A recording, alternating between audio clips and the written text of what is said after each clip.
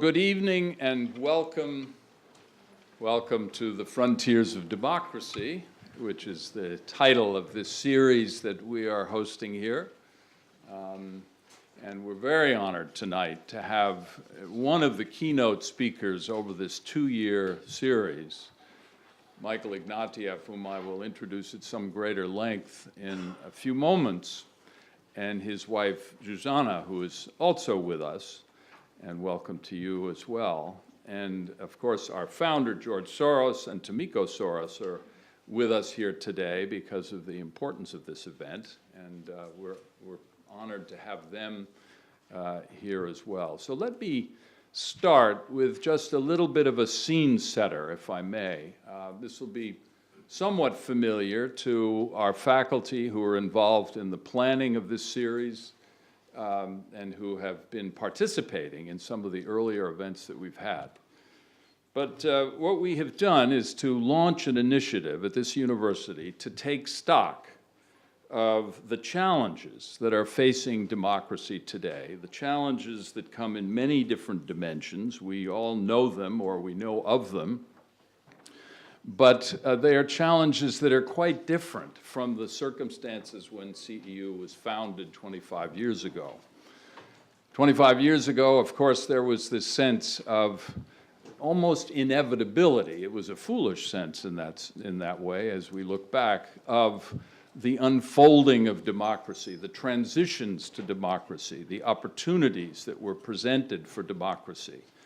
And indeed, this university was at the heart of that transition period, and it was the inspiration of our founder and other founders, great leaders in the region like Václav Havel and Arpad Günc, Branislav Geremek, et cetera, who are looking at this transition process. Well, today, I think we know that we have a contest, a huge contest, over not only democracy, but the meaning of democracy, and certainly the future of democracy. And it's a contest that is regional, particularly intense in this region, but it's global in its scope and certainly global in its significance.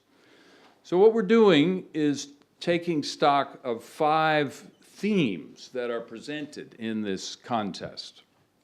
First of all is the challenge inside constitutional democracies today. The challenge is in the West, if you will.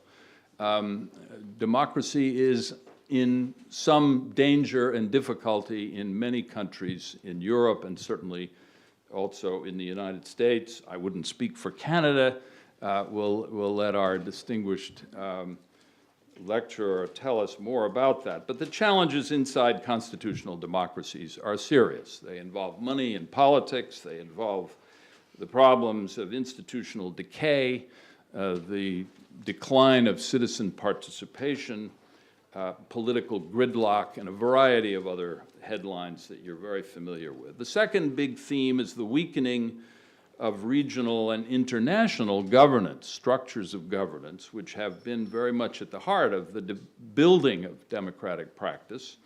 Certainly the European Union in the post-financial crisis period is in that category. The disconnect that people feel from the general centers of governance in Brussels as far as the European Union is concerned, the fraying of a sense of shared values across borders, and the rise of nationalist and even xenophobic elements in Europe, and 20% of the European Parliament now made up of members who challenge the very concept of the European Union. So then we have the third theme, which is kind of the rise of the new autocracies, the way the contest over governance norms. This is the topic of tonight's lecture in particular: liberal versus illiberal democracy, pluralism in the name of democracy, which is, of course, one of the principal values in democracy, versus autocracy in the name of efficiency, and the demand for efficiency and the demand for simplicity giving rise to much more possibilities for autocracy with models all around us, the China model, to be sure, the Putin model, to be sure, and indeed there are models right here at home that we are very familiar with. challenging in many respects. The fourth and more optimistic theme, and I will end on two optimistic themes because they're going to be parts of this series, the fourth is the demand for democracy. Democracy remains not only in demand, but is perhaps in higher demand today than it has ever been, at least by virtue of the kinds of manifestations of interest in democracy we see across the world. China, the Middle East, certainly all over in many different parts of Europe and elsewhere. This demand is facilitated by the social media and by the same forces that drove the historic changes of 1989. So there is a lot out there. There is a great deal of ferment in the world, I think, and we want to know more about this. Certainly the Maidan movement in Ukraine, which is the most immediate nearby example of this, is a very powerful one. So the big question is why there were so many new democracy movements today that have failed when in 1989 the great experiments seemed to succeed. The final theme is democracy innovation and the experimentation that people are engaged in about democracy at the local level all over the world. Very dynamic, many examples. We had the president of Mongolia here several months ago telling about what is going on at the local level in Mongolia. It was quite fascinating. Participatory democracy with all the various tools, referenda, petitions, and greater regional and local autonomy, which in some ways are related to that. So you didn't come here to listen to me, but I'm just giving you the framework within which our distinguished keynote speaker is going to be talking. Now let me spend a few minutes introducing him. Michael Ignatieff is a distinguished Canadian public intellectual, and I think in my own mind, and certainly I think many of us here, one of the world's foremost and thoughtful commentators on contemporary problems of democracy and human rights and governance.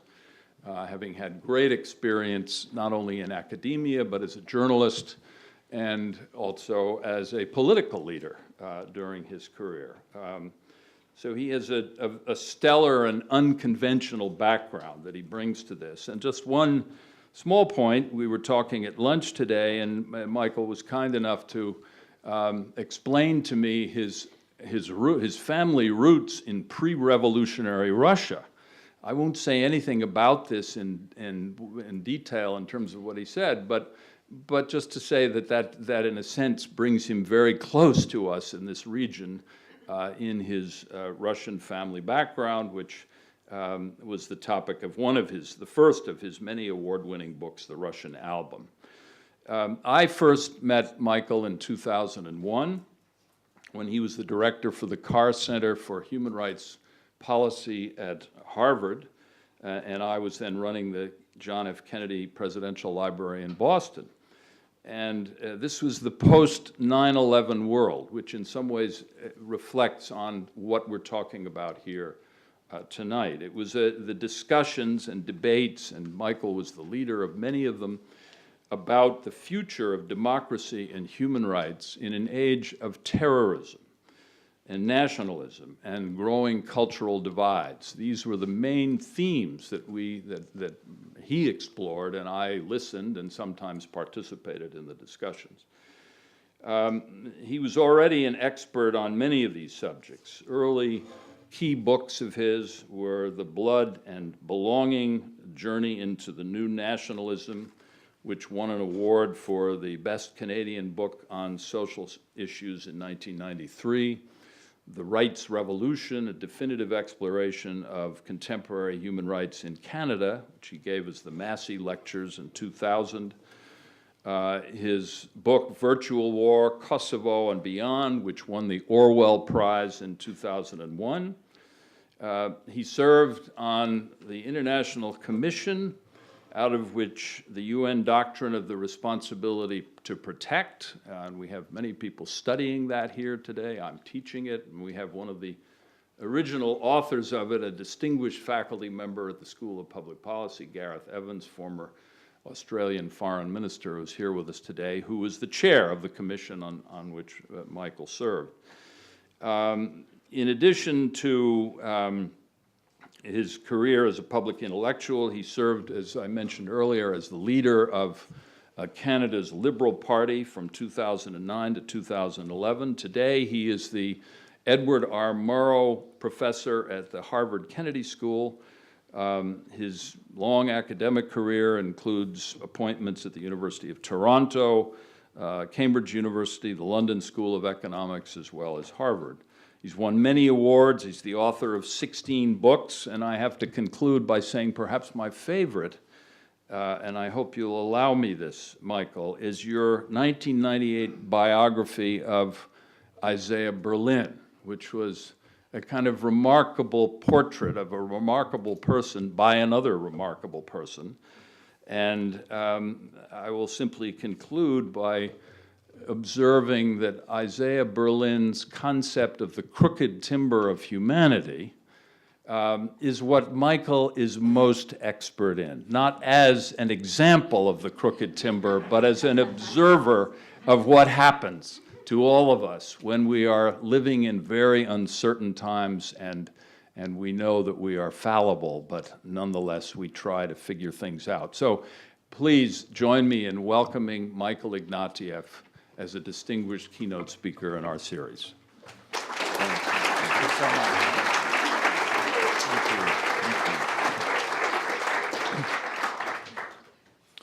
Thank you very much, John. Thank you all for being here. This is, you'll have to allow me a few, what they call in the United States, shout-outs, because the room is full of people from whom I've learned all my life. The back of the hall is the very shy and modest Istvan Rev, who's been a friend for a very long time. It's lovely to see him here.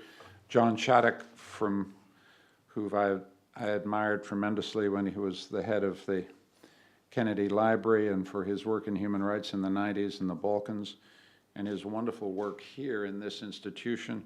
Gareth Evans, who I worked with at the International Commission on Sovereignty and Intervention. If you want to see the best living real-time draftsman in the world, it's Gareth Evans, and I ought to know. I have the scars to prove it. And a man who's known me probably 40 years is in the second row. That's Marvin Laserson, who I've known all my life and is part of this faculty and is just a wonderful guy. I have the Canadian ambassador here to protect me from all you Hungarians, so that's good. I'm very grateful to have her here. I've just had some very wonderful chats with some of your faculty, and I want to thank them for the time they gave me today, both of you. And then finally, it's a special occasion when you speak at a university and you're in the presence of its founder and its inspiration. And so to George and Tomiko Soros, in case you have any doubt, I am deeply honored by your presence today. So thank you. All right, and most of all, I've got some students here, and so let's do some work. My talk is called, Is Liberty Divisible? The Challenge of Illiberal Democracy and Capitalist Authoritarianism. My wife, Susanna, is here, and you'll be relieved to know she's here, and that means we've got some quality control in the audience. My wife believes in the adage that power corrupts and PowerPoint corrupts absolutely. So you're not going to get PowerPoint, so you should be relieved already. The PowerPoint's up here, not on the board. Let's start with, and finally, another person who just snuck in as the bell went is Cathy Martin, who's been a friend of this institution for a very long time.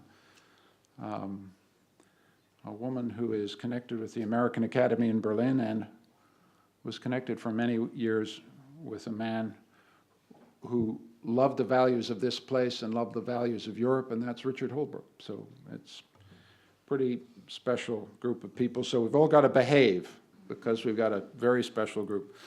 Let me start with the illusions of 1989, because that is, I think, where we want to start. In 1989, we thought that capitalist globalization had defeated socialist autarky, A-U-T-A-R-K-Y. We thought that the open society, Popper's open society, had defeated the closed society. And we thought critically that open societies, democracy, and globalization would advance together, and this is a theme that John was just evoking a minute ago. And we thought that liberty was indivisible. We thought that economic and political freedom both would advance together and had to advance together. And instead, I think we've confronted a number of surprises. None of those propositions turned out as we thought. Instead, economic globalization seems to have enabled and empowered a new type of regime that is capitalist in economics, authoritarian or illiberal in politics, nationalist in ideology. My examples will obviously be Russia, China, but also this place. And I do want just to give a government health warning before we take another step. I am not eliding Hungary into Russia and China. Everything, as Bishop Butler famously said, everything is what it is and not another thing. Let's keep these distinct and clear. Hungary is a very specific and interesting and fascinating case. It is not an example of authoritarianism, not yet. The typologies of authoritarianism, or the typologies of government that I'm using here, are quite distinct. First, there's straight authoritarianism, where you have no elections, political imprisonment, and media censorship, and that looks like China to me. Then you have competitive authoritarianism, which is a different kind of authoritarianism, where you have elections, although they may be Potemkin elections. You have political violence, you have ruling party dominance, you have a media oligarchy, and that looks like Russia. Authoritarianism, then competitive authoritarianism. And then you have a category of states that I want to again insist are very distinct, not the same. I call them illiberal states, where you have multi-party elections, you have ruling party dominance, you have constitutional gerrymandering by the executive, you have media oligarchy again, but you have civil liberties and you don't have political killing, political assassination, and political prisoners. And it's important to distinguish between these three types. This third type of regime looks to me like Hungary a little bit, Romania a little bit, Bulgaria a little bit, some Balkan states a little bit, and Turkey quite a lot. Now, what's interesting to me is that we didn't expect these three very distinct regime types to emerge in an economically globalized world. And so the question we have to think is why did these forms of rule reinvent themselves on the ruins of the communist system? And I think there are a number of reasons. First of all, I think the deep state survived in ways that I didn't think we realized at the time. By deep state, I mean the secret police, the institutions of repression. People have commented who study this Russia that the one institution that survived the entire transition period intact was the KGB, then mutated into the FSB. That's crucial, it seems to me, to the evolution of Russia in the last 25 years. So economically, communist autarky collapses, but ruling party politics endures. It's almost as if communist economics collapse, but communist politics survives. And I think the paradox that I find so interesting about all this is the ways in which open market economics actually helped single party rule survive and prosper. And it's that ambiguous relationship that I want to explore with you further. In the process of the reinvention of single party dominance, elites then went back to pre-communist authoritarian traditions and revalued all of them. So Putin revalues all the old czarist nonsense. I'm entitled to call it czarist nonsense because I come from that tradition. I know of what I speak. The Chinese communists reinvent or reassociate themselves with the imperial traditions, and there's a rather ambiguous traffic in Hungary in Admiral Horthy. Now, this reemergence of single-party dominance doesn't happen everywhere. It's important to make it clear there's no determinism in this story. If you look northwards to the Baltic states, the memory of Soviet domination, the horror of Soviet occupation, and the proximity of Scandinavia results in a very different consolidation of democratic rule on the ruins of the Soviet Empire. In the Czech Republic, I always felt that the memory of Masaryk was crucial to sustaining the possibilities of democratic consolidation after 1989. It was a usable and distinguished and honorable past with which Havel could associate himself. It's one of the many reasons why we don't have a return to authoritarianism in the Czech Republic. In Poland, the Catholic Church and Solidarność provided a certain kind of leadership that enabled the consolidation of democratic rule. A memory of democratic culture and then leadership turned out to be crucial in how things turned out. Hungary, this is your country, not mine. I don't know, but I have some weird sense, which was consolidated by yesterday's civic celebrations, which were divided so radically on party lines that, in fact, in Hungary, what's puzzling and interesting is the ways in which you have an absolutely incandescent tradition of liberty, 1848 and 1956 at least, but it's never become a shared Republican tradition across the political spectrum that unites and allows political opponents to treat each other as adversaries and not as enemies. And the role of democratic traditions, historical traditions, are incredibly important in softening political combat so that it's between adversaries, not enemies. I will have more to say about the distinction between adversaries and enemies later on. These new regimes, and it's particularly evident in Russia, are not totalitarian regimes. What they are is they've split liberty in two, and they've decided or made a regime bet on the divisibility of liberty. So citizens in Russia have the freedom to own, the freedom to accumulate, the freedom to transfer property, and above all, the freedom to exit and the freedom to return, and the freedom to grumble in private. That's private freedom. In return, they forego public freedom, the rights to voice, to participate, to associate, to hold public officials accountable. And this divisible freedom turns out, in my view, to be critical to the reproduction of these authoritarian regimes. It's, in fact, their secret. Divisible freedom becomes a kind of safety valve. So freedom to travel allows the restless, the discontented, the unemployed to escape. It also allows you to offshore vulnerable assets. Freedom to learn allows you to send your cadres overseas to study.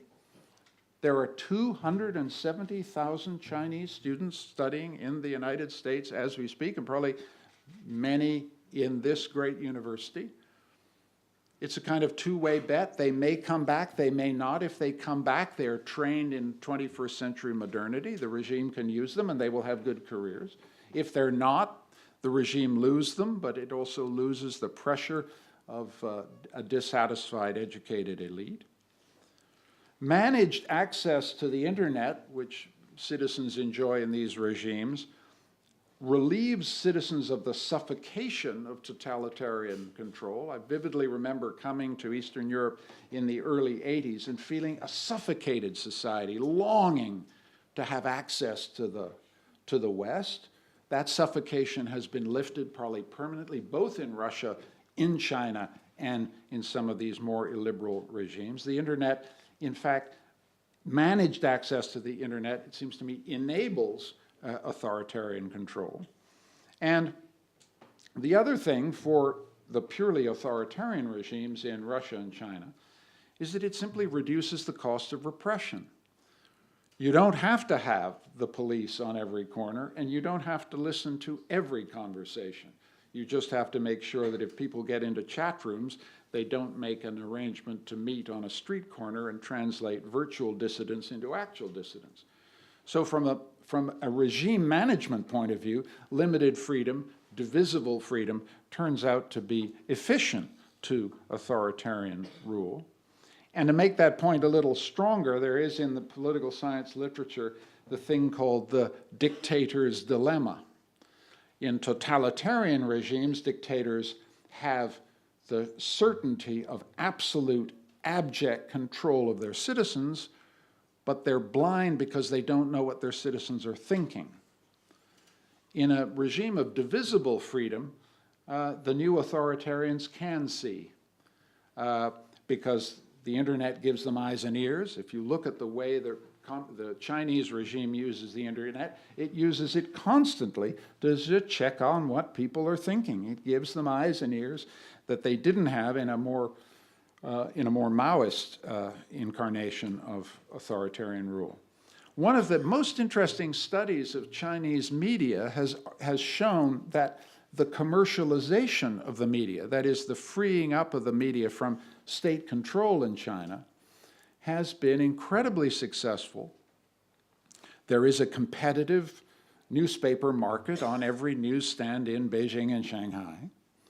But the paradoxical effect of commercialized media is that citizens tend to believe messages in the commercialized media more readily than they believe them from state-controlled media. So you begin to see the ways in which the commercialization of a market in media information actually undergirds and supports the passage of authoritarian messages. And finally, in terms of the dictator's dilemma, the relative openness, the private freedom that these regimes enjoy, helps authoritarian rulers escape a crucial risk for dictators, which is that they get captured by their own security apparatus. Because they're blind, they don't know what's happening. The Chinese regime and the Russian regime know very well what's happening. They know how much discontent there is out there. Their reality principle is reinforced rather than undermined by a regime of divided or divisible freedom. The other aspect of these regimes which is fascinating is that they're pioneering a new kind of jurisprudence. They pioneered a new form of control through the use of the media, and they pioneered a new kind of jurisprudence. This, let me make a familiar distinction, or a distinction that's familiar to lawyers, between rule of law and rule by law. These are regimes that have looked carefully at rule of law, meaning independent judiciary, open courts, constitutional appeal of executive decisions, and they've rightly concluded that rule of law is a threat to authoritarian regimes. You simply cannot run an authoritarian regime if you have an independent judiciary. It is a regime risk. But equally, in a capitalist economy, these authoritarian regimes have understood you have to have procedural regularity and security of contract in order to attract inward investment. So the way you solve the conflict between rule of law, which would be fatal to the regime, and security of contract is you elaborate what could be called rule by law. That is, you guarantee administrative and procedural regularity enforced and enacted by the executive, controlled by a single party. And what these regimes have discovered is that capitalism and inward investment actually doesn't require rule of law. It only requires rule by law. In other words, what capitalism and inward investment requires is that the contracts stick. That's what matters. And as long as the contracts stick, judicial review, constitutional review, independence of the judiciary, not our problem. And this is what the regimes have understood as key to securing inward investment and access to international capital. Regime capitalism, this is what I would call it, regime capitalism makes the deals stick, but it makes them stick for a price. It enforces rule by law, and then it hedges risk in an open global economy by renationalizing critical state assets, as Putin has done with oil and gas, or by trading state assets to cronies.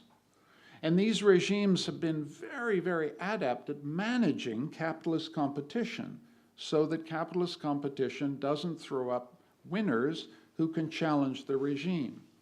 So you have a regime capitalism that uses rule by law to reward loyalists and expropriate challengers. And this is it's a very sophisticated operation. It's been very successful both in China and in Russia, and there's some elements of this in play in Turkey. Let me give you the flavor of rule by law, because there was one moment where there are many things about Vladimir Putin you would have difficulty with, but one of the things that I like so much about Vladimir Putin is his wonderful grasp of a memorable phrase. And one of his memorable phrases is to be found in the New York Times of December 27th, 2004, and he's really talking about the rule of law in Russia. He says, and I quote, "A chicken can exercise ownership of eggs, and it can get fed while sitting on the eggs, but it's not really their eggs." If you think about that,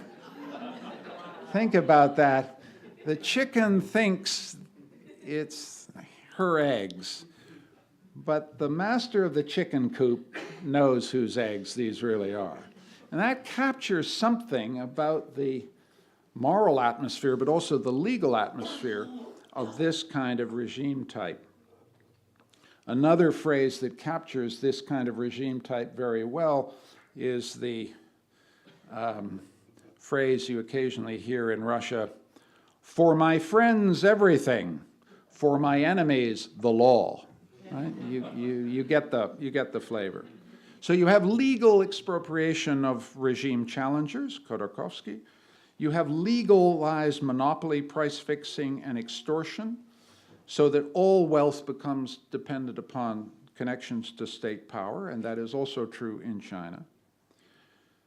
The oligarchs, in return, all they can do is to offshore their private capital, so that the trade that the oligarchs make is they offshore their private capital and make a good deal of money by crony capitalist dependence on state power.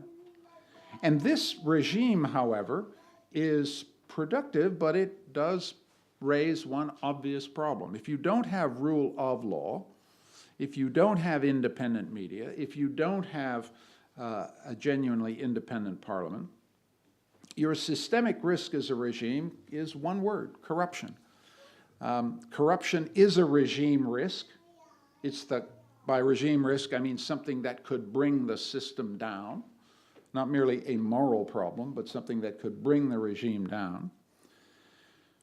Putin is aware that systemic corruption slows growth, hastens capital flight, alienates the propertied middle class, but has done nothing to stop it, and as a result has steadily narrowed his support base, that is, by rewarding his cronies and gaming the system. He's alienating more and more and more of the propertied middle class in Russia. Xi Jinping faces the same challenge, and as you know, has led a hugely important fight against corruption. Essentially, it's war on his own party, but the price of that is not to be minimized. The price of Xi Jinping's war on the party is to increase the pressure of authoritarianism on the whole society. He's had to tighten up the whole society, screw down the whole society. the battle against corruption has not necessarily consolidated his control over the party or over the country. And again, to repeat, I'm not eliding or confusing or mixing the two.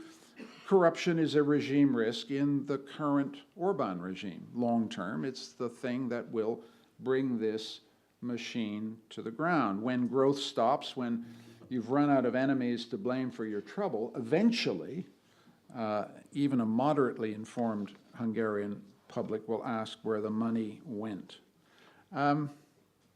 So, faced with corruption as a regime risk, what does the regime do to keep the legitimacy of the regime intact? Clearly, nationalism becomes an important strategy.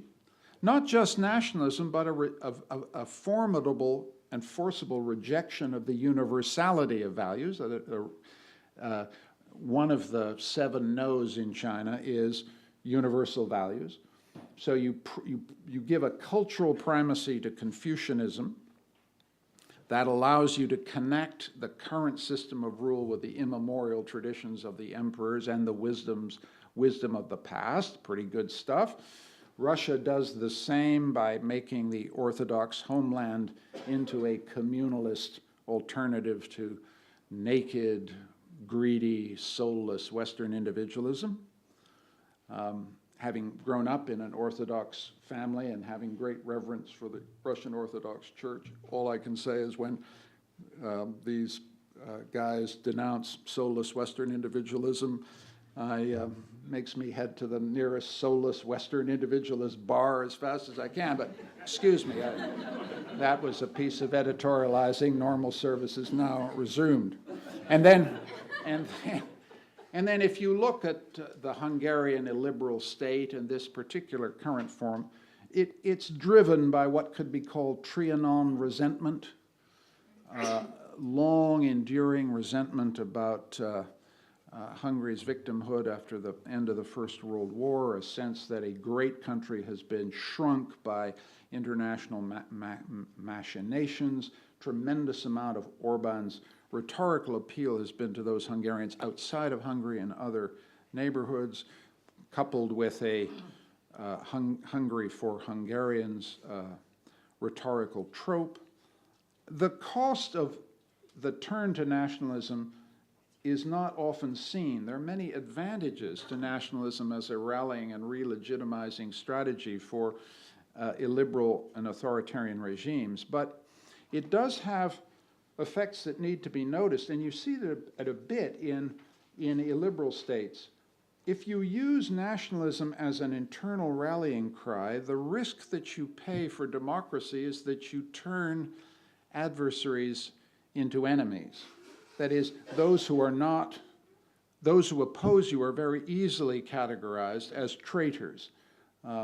This trope of nationalist resurgence in Russia has had the direct consequence, the underside of it is that you turn Nemtsov into a traitor. Once you begin to let loose the language of traitors in our midst, look out. And whether or not this regime is directly responsible for the murder of Boris Nemtsov, the creation of a nationalist climate in which you have friends, the good ones, and enemies within creates a climate in which all kinds of people can claim. And therefore, nationalism is an effective rallying cry, but it has this cost. It's actually destabilizing. That's my point. You can play this for a while, and then it begins to tip things over.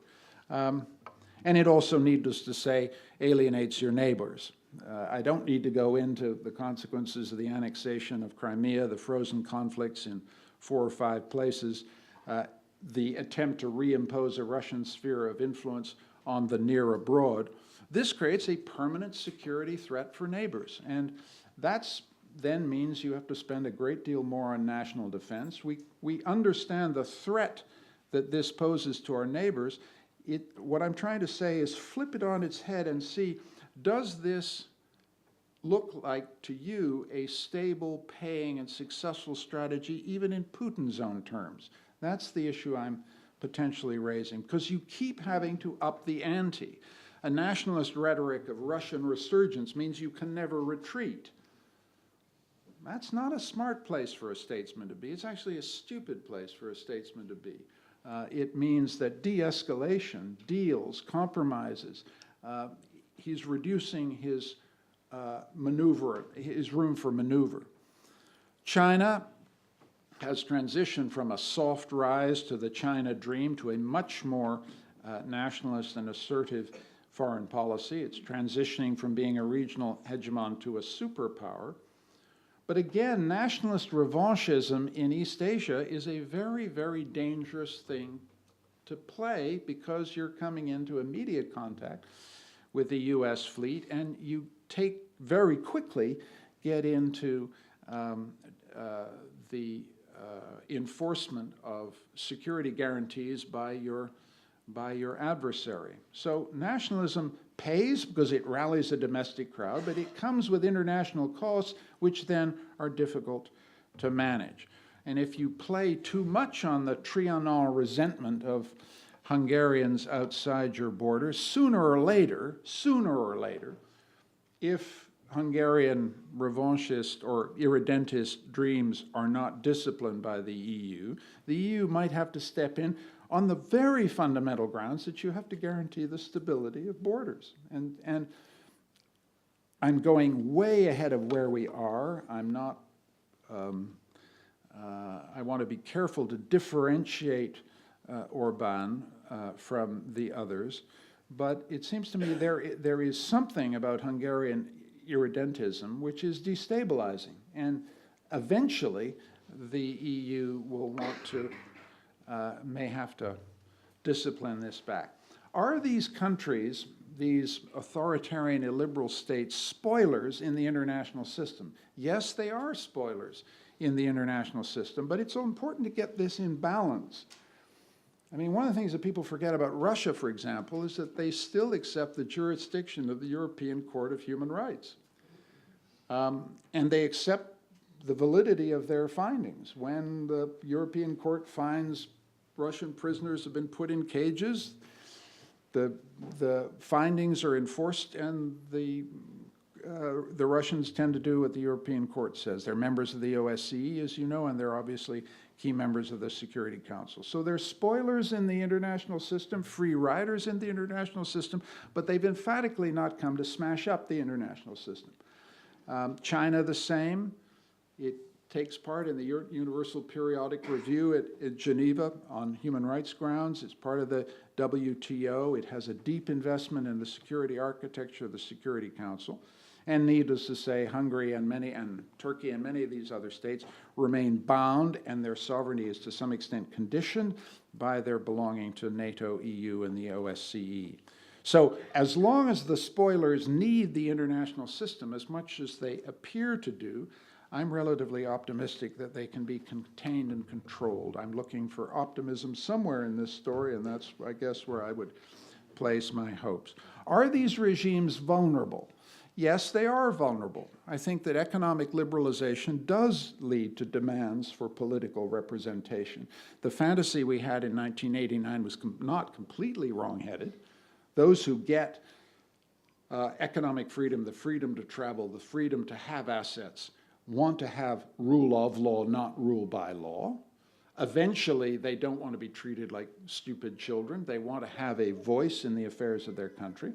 So over time, as you generate larger and larger middle classes, it is reasonable to expect that they will demand political participation, and that is a destabilizing long-term impact on these regimes.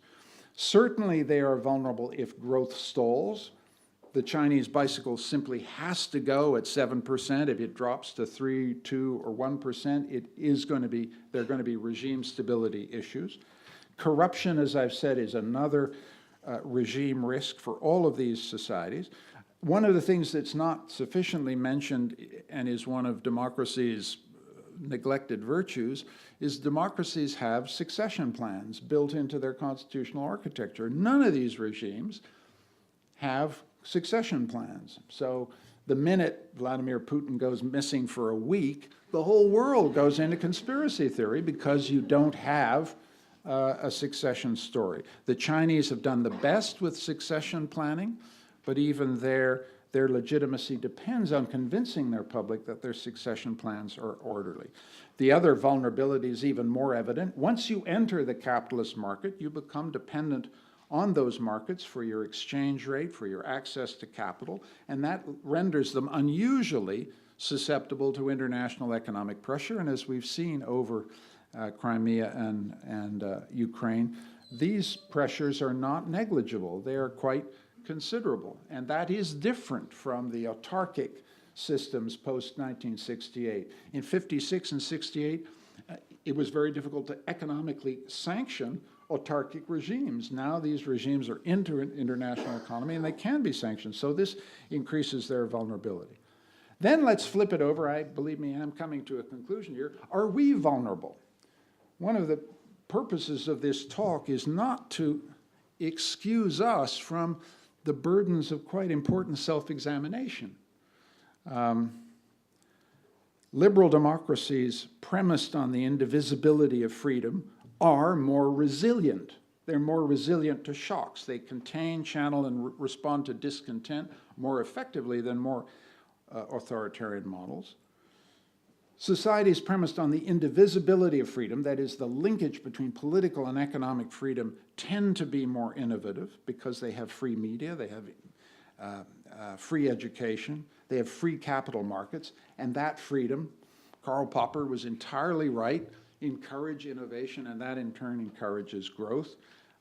All of these authoritarian societies have difficulty growing outside of commodity dependence. That is, they have difficulty generating their own internal economic innovation.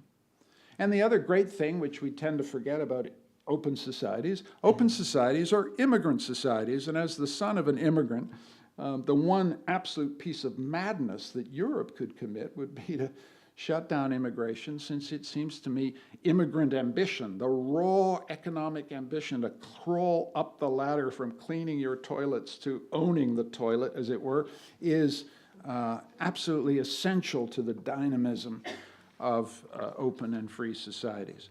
But those are our assets. What are our vulnerabilities? Open societies give so many interests effective veto power that they have a lot of decisional difficulty. In my country, we've taken 40 years to decide that we cannot build a bullet train between Toronto and Montreal. We cannot do so. Just too hard, too difficult, too cold, too I don't know what. Too many neighbors in the backyard. And the Chinese can build one from Shanghai to Beijing in 18 months. So we have some vulnerabilities we need to think about. Veto points. We have veto points. The other vulnerability we have is that entitlement growth since 1945, entitlement capture creates an ongoing fiscal pressure on the liberal democratic state, a fiscal pressure that is growing as our societies age, and the burden of keeping our liberal freedoms going falls on a steadily shrinking working population. That fiscal pressure then crowds out the necessary investment we need to make in education and infrastructure. In turn, the innovation that has been characteristic of our societies since the 1980s tends to exacerbate inequality by increasing premia, that is, rewards for skill, while at the same time reducing demand for low-skilled employment. So we have a permanent and growing imbalance in our labor markets, which seems to me a price of innovation, and that then becomes a threat potentially to our stability. The other obvious challenge that we face is we've done a terrible job managing our own deep state. The national security challenges that all liberal democracies have faced since 2001 have meant we've reproduced a massive archipelago kind of beneath our feet, which is probably listening into this conversation as we speak, or listening into your cell phone. And we haven't got that under democratic control, and there's no damn reason why we can't, but that's a fight we have to win, because that is foundational to who we are. And to get to a really sharp point, I've said that our adversaries out there have divided freedom between private and public. And one of the enduring challenges for our society is to keep private and public freedom soldered. Private affluence, public squalor, private freedom, public indifference. If you look, this is a cliche, but it happens to be true. If you look at the statistics of political participation in every Western democracy since 1960, it goes from 80% participation when I first voted at the age of 18. Yes, that's how old I am. It's gone from 80% to just below 60% in most societies, with the exception of Australia, where you have to vote. So we've got societies that are telling themselves a story, a high-tone moral story about the indissoluble linkage between private and public freedom, and in fact we have an increasingly disengaged and disempowered citizenry that has lots of private freedom and not very much public freedom. So this contemplation of our adversary is an important, in my view, wake-up call to what we need to do to restore the qualities that we rightly value in ourselves. So I am almost finished. The question that then remains is, so what do we do about this emerging divide between an authoritarian and illiberal challengers and the liberal democratic state? As I was thinking about what to say about this, a poem came to mind. And when a poem comes to mind, that's something you should listen to. A poem probably is the right place to go. And the poem that came to my mind was by the great Constantine Cavafy, a poem you may know called Waiting for the Barbarians. The last line of Waiting for the Barbarians is, "And now what's going to happen to us without barbarians? They were, those people, a kind of solution." So there is some complicated way we don't fully understand in which Putin is a solution. Xi Jinping is a solution. Now we have a challenger. Now we have an adversary. And wouldn't it be nice to turn that adversary into an enemy? Once you have an enemy, then you can mobilize, then you can demonize, then you can create a whole intellectual project, vaunting the superiority of liberal democracy, condemning authoritarianism in cheap terms, rebooting universalism as a warrior creed of an embattled liberal democracy. And all I'm saying is don't go there. Listen to Cavafy. Barbarians are always a solution, and they're a false solution. So, in conclusion, don't turn illiberal states and authoritarian regimes, don't turn them from adversaries into enemies. Remember the distinction between an adversary and an enemy. An enemy wants to destroy you. An adversary merely wants to beat you in a competition.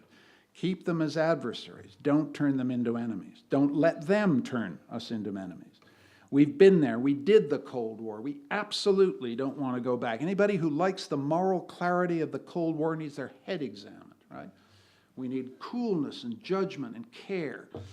We are locked in a globalized economy. They need us. We need them. We need to find a way to conduct vigorous, forcible arguments, contain and limit their aggressive expansion, but also find ways so that we continue to live in a world in which we do have 270,000 Chinese students, and you have thousands of students from worlds with whom you have profound disagreements.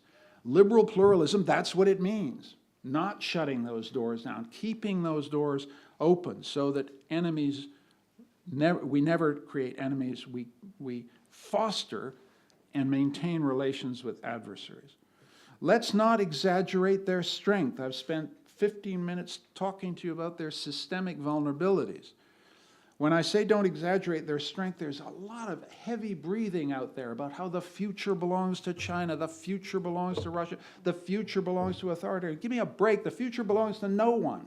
And that kind of talk is just empty, cheap stuff. I'm too much of a historian to like that easy appropriation of history. But equally, don't overestimate our weaknesses. There's been a period in which we've said, you know, Europe is over, America is over, liberal capitalism is over. I mean, give me a break with this stuff. You know, get a grip, you know? That's what I'm trying to say here. And my more analytic point is, I think one of the illusions of 1989 that is worth discarding was the idea for a moment that history was on our side. And I guess I'm saying history is on no one's side. Don't assume it's on our side. Don't assume it's on their side. History is on the side of those who make history. History is made by those who want to make history.